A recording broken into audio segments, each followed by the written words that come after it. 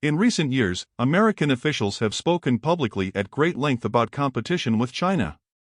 In February, U.S. President Joe Biden declared in his State of the Union speech that the United States seeks competition, not conflict with China. But despite all the speeches, press conferences, and panel discussions, policymakers have not directly answered an essential question: what is the outcome they seek in this competition? When pressed, they often highlight the result the United States hopes to avoid: a new Cold War, or, even worse, a hot one.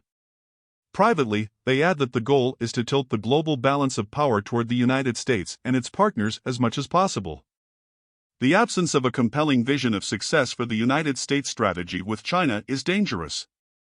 First, if the American people do not know the purpose of their country's strategy, they will be less likely to support U.S. policy or make sacrifices in service of it. The absence of a vision also creates a vacuum in which American demagogues can frame the competition in ethnic terms, sowing the seeds of xenophobia and racism and tearing at the country's social fabric.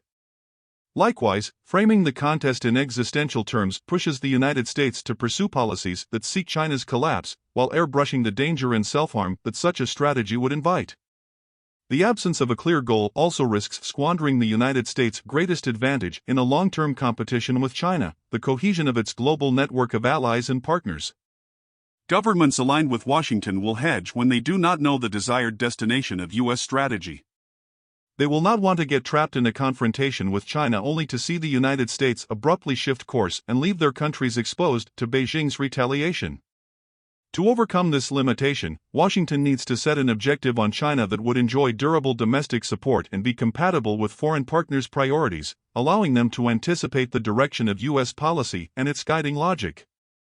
And despite U.S. leaders' seeming inability or unwillingness to articulate it, the right objective is relatively easy to explain. Washington should aim to preserve a functioning international system that supports U.S. security and prosperity, and that includes China rather than isolates it. Meanwhile, the United States should maintain a strong military to deter China from using force against the United States or its security partners and seek to sustain an overall edge over China in technological innovation, particularly in fields with national security implications. This strategy departs from the Cold War goal of aiming to isolate the Soviet Union and compel its collapse under the weight of its own contradictions. Today, Washington's goal should be to keep China entangled in a global system that regulates interstate behavior and pushes Beijing to conclude that the best path to the realization of its national ambitions would be to operate within existing rules and norms. Preserving a functioning global system that includes China will not be simple or straightforward. Washington has grown increasingly ambivalent in recent years about upholding the existing system, which it played an outsized role in designing. It cannot credibly keep China inside the tent if it is uncomfortable being there, as well. On trade, global health, climate change, and arms control, the United States has shown diminishing tolerance for accepting the requirements and limitations imposed by the current order. China will also seek to leverage its growing strength to revise elements of the existing system that it finds threatening to its illiberal form of governance. Beijing is determined to block intrusions on what it defines as its internal affairs. It wants to degrade the agenda-setting power of advanced democracies and take the lead in setting international standards. China is also working to make the world more economically dependent on Chinese goods and services and to shift the balance of military power in its favor. American policymakers will face hard choices on whether to support adjustments that could help the existing system survive. If China ultimately balks at remaining in the system and instead invests its resources in mobilizing an anti-West bloc to oppose the international system, the United States will want the rest of the world to see Beijing as the culprit for the system's fragmentation. For all its imperfections, the existing international system has contributed to preventing major power conflict and enabled millions of people around the world to rise out of poverty in the decades since World War II. If China decides to chip away at that, it should pay a reputational price. This strategy does not take for granted that China will emerge as a responsible stakeholder or that the U.S.-Chinese relationship will be anything other than intensely competitive. There is no reason for hope that further economic development will build pressure in China for political reform. This approach takes China for what it is: an aggressive, repressive, and selectively revisionist actor on the world stage. But following this path would take advantage of China's craving for recognition as a major power that deserves a say in global affairs. The idea is to sharpen the choice for Beijing. China can enjoy broad acceptance of its continuing rise if it invests in preserving and adapting the existing system, or it can exit the order and prompt its fragmentation. Under the latter scenario, China could become the leader of a loosely organized and overmatched bloc of developing countries facing off against a more ideologically aligned grouping anchored by developed democracies. Title 1: Life after Xi Jinping. The speed of China's rise has been alarming to many Americans. In the post-World War II era, no country has gotten as close to rivaling the United States' comprehensive national power and influence as China has. Alongside its rapid economic growth, China has embarked on a massive military buildup, intensified its intimidation of Taiwan, asserted control over Hong Kong, expanded military outposts in the South China Sea, drawn blood at the border with India, and launched a campaign of brutal repression against ethnic minorities and dissidents in China. To some observers, the Xi Jinping era represents a return of the authentic China, whereas the post-1979 era of reform and opening under the Chinese Communist Party leader Deng Xiaoping was an aberration. In this telling, China was briefly a collective leadership one-party state led by the CCP but has now reverted to its natural state of one-man rule as Xi Jinping has embraced his new title as the core of the party state, a status the party endorsed in October 2022. According to this logic, there is no longer any check on Xi Jinping's instincts, however reckless they may be. It is true that Xi Jinping is impatient, ideological, and aggressive. But he is also mortal. Xi Jinping is now 70 years old, and it is impossible to predict whether his reign will extend for another 5 years or 15. But it will end. The United States needs a strategy that is capable of both contending with the present and looking beyond Xi Jinping to prepare for a future in which China will confront mounting structural constraints. If history is any guide, there is a strong possibility that the pendulum of Chinese politics will swing when Xi Jinping leaves the scene. In 1976, the death of the longtime CCP leader Mao Zedong ushered in an unceremonious end to his Cultural Revolution, which had wreaked chaos on the Chinese people in service of consolidating Mao's control of the country.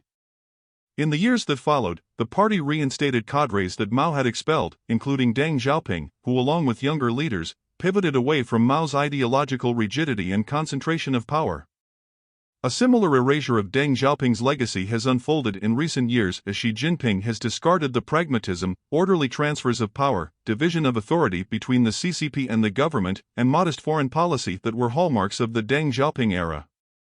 The more that Xi Jinping's inveterate Leninist instincts and lust for control hobble China's economic and technological ambitions, the more likely China's leaders will be to take a hard look at the country's direction when Xi Jinping is gone. When that day comes, China's leaders will need to decide whether they can better reach their goals by integrating into the global economy or by turning towards self-reliance and limited partnership with developing countries. Of course, a future Chinese leader may adopt Xi Jinping's tendencies. But China's political trajectory has not traveled a straight line and likely will not do so for long. China's path after Xi Jinping also depends on other trends.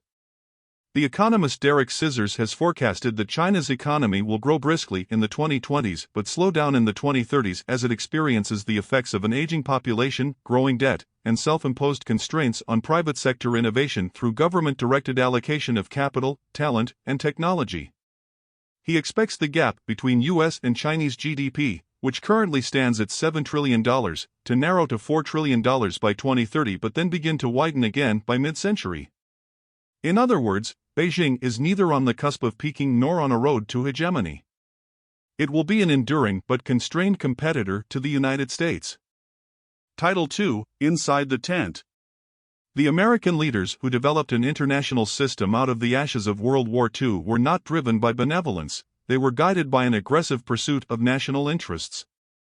The victors of World War II appointed themselves permanent members of the UN Security Council, cementing their influence over future interstate disputes. Washington also secured buy-in for a prescription against the use of force to alter international boundaries, helping lock in place a status quo that has benefited the United States. To this day, the United States sits at the center of many of the international institutions that govern the global commons, mediate disputes, and facilitate free trade. The United States' positioning has allowed it to field the most powerful military in the history of the world and to amass roughly 25% of global GDP with only around 4% of the world's population. Washington must hold on to the outsized benefits it derives from this system and keep China entangled in it. Isolating China might feel satisfying, but as history shows, it would not serve U.S. interests. From the late 1940s through the 1970s, China was cast out of the U.S.-led system. During that period, Chinese leaders became embittered, unconstrained, and eager to foment revolution. Beijing aspired to bring down the system, including by arming Washington's adversaries. China was poor then, so its interventions had limited effects. Today, however, U.S. rivals such as Iran, North Korea, Russia, and Venezuela could benefit from less restrained Chinese support in ways that would seriously harm U.S. national security. Even short of arming hostile states, Beijing could withdraw contributions to Western-led institutions and invest significantly in organizations that could rival and ultimately replace today's system. It could leverage its national resources to seek broad international backing for making the BRICS group, encompassing Brazil, Russia, India, China, and South Africa, the premier global agenda setter, displacing the G7 and the G20. Although China secured support for expanding the membership of BRICS at the group's annual summit in August, it remains to be seen whether adding more members will add substance to what has thus far been a largely symbolic forum. Beijing could also redirect support for global development efforts to its preferred institutions, such as the Asia Infrastructure Investment Bank, and withdraw support for the World Bank. To reduce the risks of these outcomes, the United States will need to accept several uncomfortable truths. The first is that many people in poorer countries and non-Western countries see the current rules-based order as a predominantly white, Western system that is insufficiently attentive to their priorities and concerns. Leaders in some of those countries want to alter a system that they see as privileging a status quo that disadvantages them, and they view China as a champion of their cause. They see hypocrisy when Washington protests Russia's invasion of Ukraine despite the many military interventions carried out by the United States in Haiti, Iraq, Panama, and the Balkans without UN Security Council authorization. Even as American officials reject the suggestion of equivalence between their actions and those of Russia, they should recognize the frustration of people and governments buffeted by crises not of their making, such as rising temperatures, global pandemics, food and energy insecurity, and economic instability. Institutions and conventions will also need to adapt to power shifts within the international system. The Security Council will have to adjust to the redistribution of power since the end of World War II by giving permanent seats to Brazil, Germany, India, and Japan, the countries of the G4 and the main aspirants to permanent council membership, which each exercise regional leadership and global influence. Washington should push for their admittance and force China to either go along or issue a public veto. At the same time, the United States should not continue blocking China from exercising a voting share in institutions such as the International Monetary Fund and the World Bank that reflects its economic weight. The balkanization of the post-war international system that would result from China's exit would damage the United States' long-term interests. There is no Western solution to climate change or pandemic prevention, for example. Those are global challenges that require the mobilization of global resources. Additionally, a breakdown in the trading system would leave all countries poorer, including the United States. A green energy transition would take longer and cost more if the United States and China were unable to coordinate. A bifurcation of global information systems into Western and Chinese blocks would hamper innovation and economic growth. Even as the United States works to safeguard Americans' data, it must avoid preventing its companies from competing in the growing number of markets where Chinese technologies have made inroads. For some, shaking up the existing international system is a risk worth taking, even if it winds up splintering the structure in place. In a speech earlier this year, the U.S. National Security Advisor, Jake Sullivan, asserted that the existing neoliberal economic order had failed American workers, fraying the socio-economic foundations on which any strong and resilient democracy rests. Therefore, Sullivan argued, the United States must break with decades of international economic orthodoxy to ensure that the country can rebuild its manufacturing base, develop more resilient supply chains, and limit China's ability to hold American security at risk. Sullivan's solution to the United States' domestic challenges is misguided. In the aggregate, the United States has grown dramatically wealthier and more powerful through internationalized trade, but the rewards have been unevenly distributed in American society. Many countries in Europe, Asia, and elsewhere have recognized that free trade is not free and have developed social safety nets to help their workers handle the disruptions of globalization. The United States has performed poorly in this regard, a deficiency that is a symptom of its domestic politics rather than of the perils of globalized trade. It would be a mistake for the United States to disavow the global trade architecture that it played a leading role in constructing. Doing so would break faith with the partners that bought into the doctrine of trade liberalization. This, in turn, would diminish Washington's ability to set the agenda for the global economy. Today, many countries around the world are lowering barriers to trade, but the United States is raising them. If Washington continues down this path, it will hurt its own long-term competitiveness. Title 3, International Order 2.0.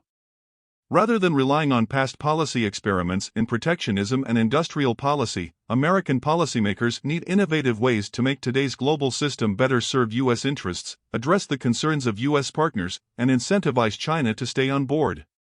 The best leaders have willing partners, not ones who must be coerced into compliance. The stronger the support the United States can attract for its vision, the costlier and riskier it will be for China to break away and fragment the system.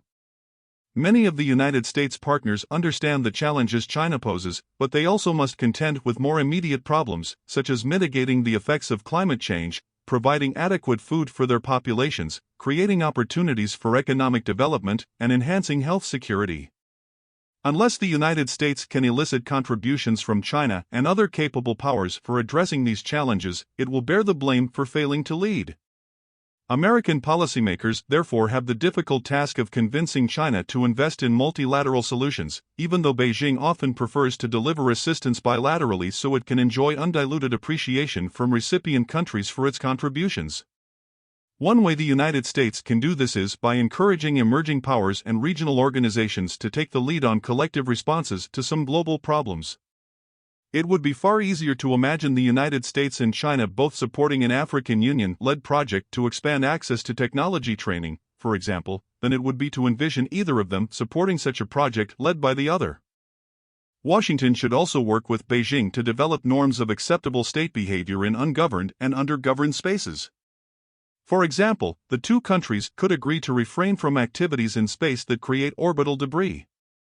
This could lead over time toward norms against the use of kinetic anti-satellite weapons in outer space. Both the United States and China would also benefit from establishing limits on the use of AI-enabled autonomous weapons systems in conflicts.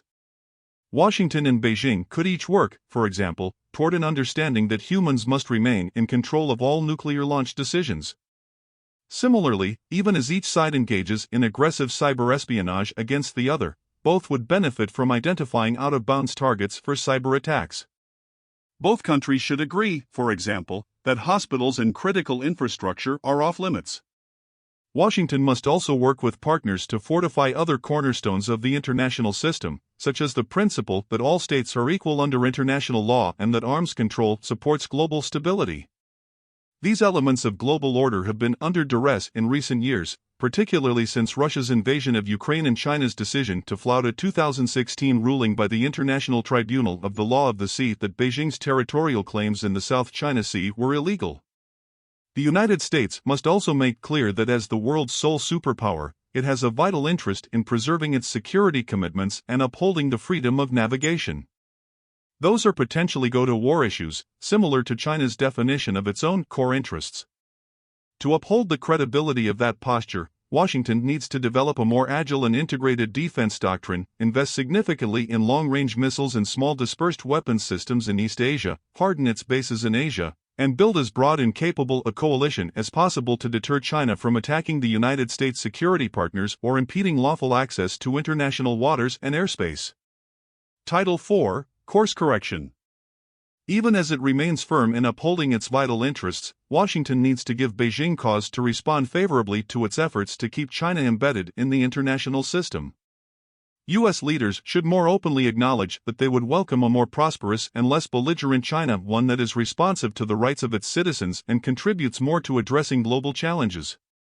This affirmative framing of U.S. policy would signal that the United States is not hostile to China's rise and would welcome a healthier relationship in the future. Biden should consider delivering a message to the Chinese people akin to the one that his predecessor John F. Kennedy sent to Soviet citizens in a commencement address at American University in 1963. Americans found communism profoundly repugnant, Kennedy said, but could still hail the Russian people for their many achievements in science and space, in economic and industrial growth, in culture and in acts of courage. Kennedy also appealed to the common humanity of the two sides. Our most basic common link is that we all inhabit this small planet. We all breathe the same air. We all cherish our children's future. And we are all mortal. Taking a similar tone when discussing China today could help prepare the ground for a U.S. strategy that looks beyond Xi Jinping and the current tensions with Beijing. The United States will also need to restore discipline to its approach to Taiwan.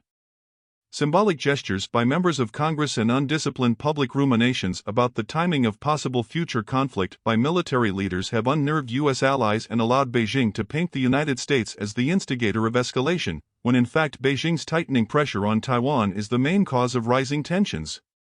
American leaders should return to encouraging dialogue between China and Taiwan without preconditions and express openness to any peaceful resolution of cross-strait differences that enjoys the support of the Taiwanese people. They should also disavow any suggestions that the United States views Taiwan as a critical node or part of the United States defense perimeter. Taiwan is not an object of contestation between the United States and China. It is a society of 23 million people who should retain agency when it comes to their future. Washington also needs to strengthen the incentives for fence-sitting countries to work with the United States by offering better access to the American market. Trade agreements are effective vehicles for pulling key countries closer and advancing the United States' vision of rules-based, market-oriented trade. Trade agreements were used to powerful effect during the Cold War but have been largely discarded for domestic political reasons in recent years. Future American presidents will need to restore the strategic rationale for such tools of statecraft if the United States hopes to keep the influence it aspires to on the world stage. This will require enough political courage to make the national security case for drawing partners closer through trade rather than succumbing to populism and protectionism, currently the paths of least political resistance. Finally, Washington will need to reinvest in multilateralism. Addressing global challenges through institutions such as the World Trade Organization, the G20, and the UN can be cumbersome and inefficient. Decisions made in such forums occasionally go against U.S. preferences. But that is the price of preserving a global system that lowers barriers to transnational cooperation and sets boundaries for acceptable state behavior. The more the United States withdraws its leadership and its resources from multilateral bodies, the higher the likelihood that the international system will fragment and give way to a might-makes-right world, which would remove restraints on Chinese belligerence and raise the odds of direct military conflict between the United States and China. Title 5: If IT Ain't Broke. Some critics of this approach will object to it on moral grounds, given the scale of China's human rights violations, and instead urge Washington to isolate Beijing. But outrage is a weak weapon in diplomacy. And when the United States isolates countries, as it did Iran, North Korea, and Venezuela, they tend to even more flagrantly ignore American complaints about human rights because there is no longer any cost or consequence for doing so. A diplomatic decoupling with China would yield a similar result. Others will argue that instead of tolerating China, the United States should seek to contain it or even engineer the downfall of the CCP. But any American pursuit of a Chinese collapse would backfire. It would alienate the United States from its partners, virtually none of whom have an interest in pursuing such a course. And it would expose American leaders as being dangerously naive about the limits of their leverage. China is too strong for the United States to invade or effect a regime change, and the opposite is true, as well. Still others will question whether China would be amenable to such a relationship, given its leaders' conviction that Washington's endgame is to destroy Chinese communism. China's leaders will never publicly embrace any U.S. strategy. They will chafe at Washington's efforts to preserve its military deterrent and technological edge, and they will seek to undermine liberal features of the existing international system, most notably its privileging of individual liberty above social stability. But several factors could push Beijing toward grudging acceptance. Chinese leaders privately acknowledge that they are not prepared to assume responsibility for developing and leading an alternate international system. Beijing would like to nudge the existing international order so that it is more favorable to Chinese interests. It believes it is entitled to more power than it currently enjoys. These would be adjustments, however, not wholesale revisions. Indeed, what differentiates Beijing and Moscow most is that Moscow is prepared to act as a system-breaking power, whereas Beijing is not, at least so far. China's rise since the late 1970s has coincided with its decision to integrate with the world and the institutions underpinning the global order. The country's substantial economic and social progress over the past 4 decades would not have been possible if China had persisted in its Mao-era isolation. China's national development goals in the coming decades likewise depend on remaining networked within an inclusive international system that sustains its access to foreign capital, technology, and markets. Dewey, one of China's leading international relations scholars, has written that a collapse of the international system or its fragmentation would devastate China's ability to modernize. Many other top Chinese experts with whom I regularly interact consistently underline this point. So, too, does the International Monetary Fund. The IMF has warned that severe fragmentation of the world economy could shave up to 7% off total global output. Since China is the world's largest trading power, it would be more exposed than most countries to the fallout under such a scenario. So even though China's leaders clearly want more recognition, insulation, and room to maneuver in the current international system, they must contend with the fact that any fracturing into rival blocs led by the United States and China would place Beijing at a deep disadvantage. In such a scenario, the United States presumably would lead an ideologically aligned group of major economies that control many advanced technologies and military capabilities, with China left leading an ideologically diverse grouping of developing countries that lag in military and technological capacity. To keep China attuned to and sobered by that potential outcome, Washington must sustain and deepen coordination with as broad a coalition of countries as possible, not just advanced democracies in Europe and Asia. The goal is not to isolate or encircle China but to disabuse any notion that Beijing could succeed in forming a cohesive anti-Western coalition that could fulfill China's development and security requirements.